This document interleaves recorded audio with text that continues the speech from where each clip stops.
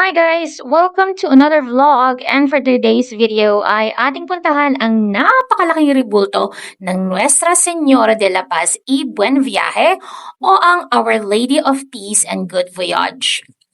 Pero bago natin marating ito ay may pagsubok tayong dapat pagdaanan bago marating ito.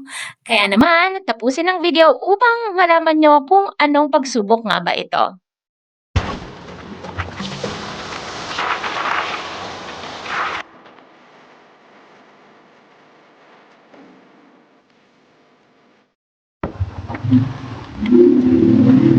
Ay, lambingay ba yung lambingay? Punta natin, hindi. Hindi.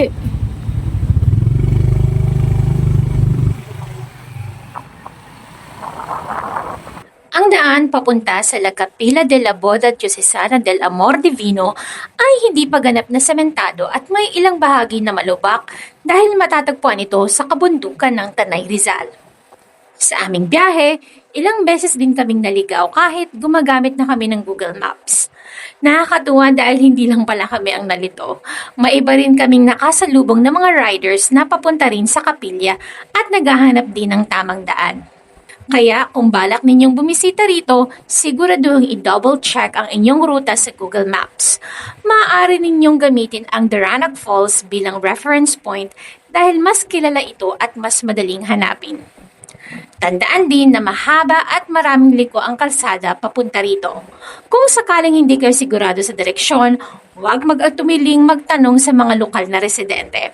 Mababait at handa naman silang tumulong upang makarating kayo ng ligtas sa inyong destinasyon. Ano pa, may ilaw.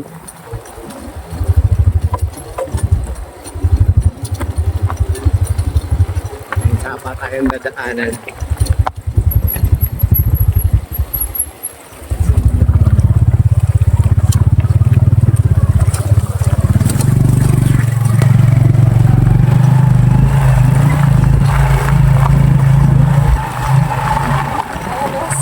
Ano dito? Ano dito? Yan, buka rito. Ano dito sa unahan? Huwag ka sumandal. Sa una ka sandal. Dito ka sa akin. Yan.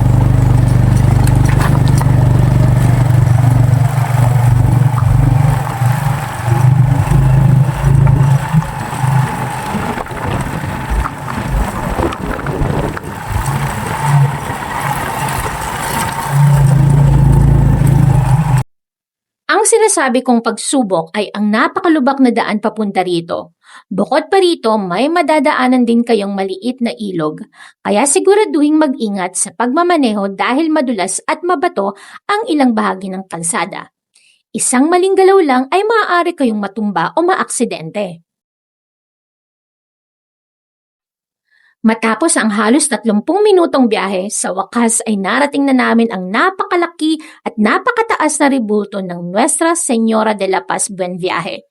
Kitang-kita na agad ito mula sa malayo at lalo pa kaming namangha nang makita namin ito ng malapitan. Tunay ngang kahanga-hanga ang laki at ganda ng rebulto na tila sumasalubong at nagbibigay ng pag-asa at proteksyon sa bawat dumadalaw at naglalakbay.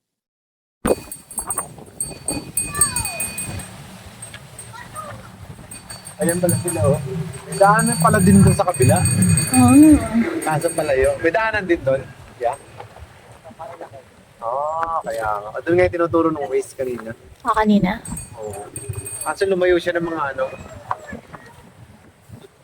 20 minutes. Ay, wait lang.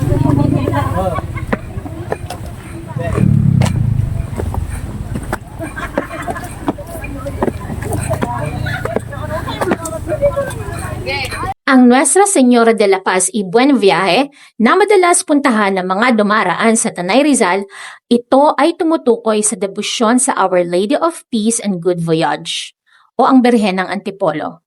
Maraming biyahero ang humihinto rito upang manalangin para sa ligtas na paglalakbay, lalo na kung papunta sa Marilake Highway, Sierra Madre o iba pang bahagi ng Rizal.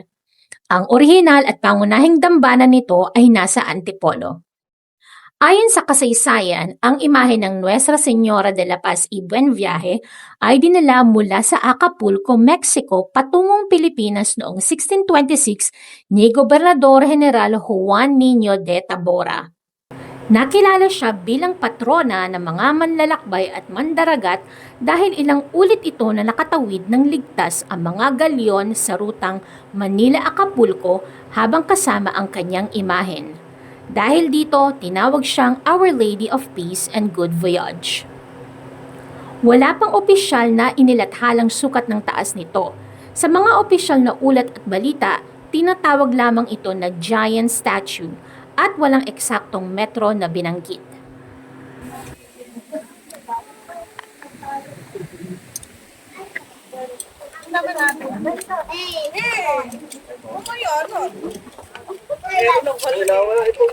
Ngayon naman ay puntahan natin ang La Capilla de la Boda Jesusana del Amor Divino, isa sa mga pinakabagong pilgrimage at wedding destinations dito sa Tanay Rizal.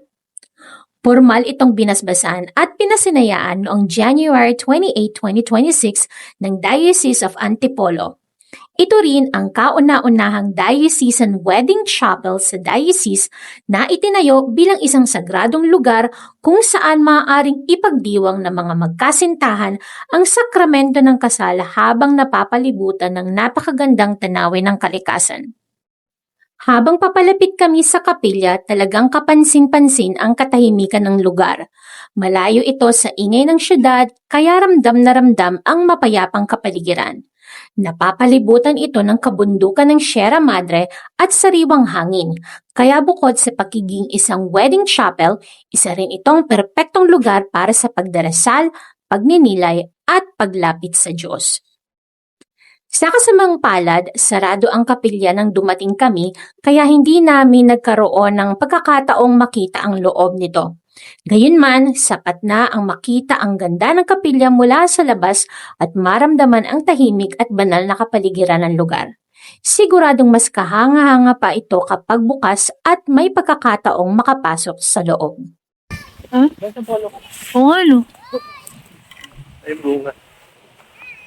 Sa sa Greenland, daming sampalok naglaglagon lang, inapakapakan. Pero hindi pa siya, hindi pa siya nakukulog.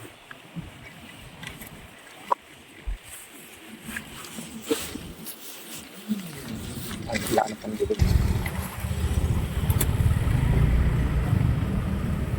Lagay ko na yung bag ko, bes. Sa pagtatapos ng aming paglalakbay dito sa La Capilla de la Boda Diocesana de Amor Divino at sa napakagandang ribulto ng Nuestra Señora de la Paz Buen Viaje, masasabi naming hindi lang ito isang simpleng tourist destination. Isa rin itong lugar kung saan maaari kang huminto sandali, magnilay at magpasalamat sa lahat ng biyayang natatanggap mo sa araw-araw. Bagamat hindi kami pinalad na makapasok sa loob ng kapilya dahil sarado ito ng araw na iyon, sulit pa rin ang aming pagpunta dahil nasaksihan namin ang ganda at katahimikan ng lugar. Minsan, sapat na ang ilang minutong pagdarasal at pagnililay upang mapawi ang pagod ng isang mahabang biyahe.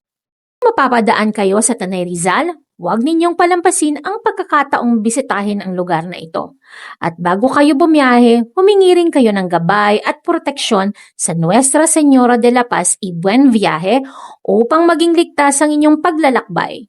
Saan man kayo dalhin ang inyong mga susunod na lakad. Maraming salamat sa pagsama ninyo sa amin sa vlog na ito. Sana ay magustuhan ninyo ang aming munting paglalakbay at may natutunan din kayo tungkol sa lugar na ito. Huwag kalimutang i-like ang video kung nag-enjoy kayo, mag-subscribe sa aking channel kung hindi pa kayo nakakapag-subscribe at i-click na rin ang notification bell para lagi kayong updated sa aming mga susunod na travel adventures. Hanggang sa muli, ingat sa inyong mga biyahe, God bless at magkita-kita tayo sa susunod naming vlog. Paka-paka! Ay, wala ka na pang gulog. Lagay ko na yung bag ko, bes.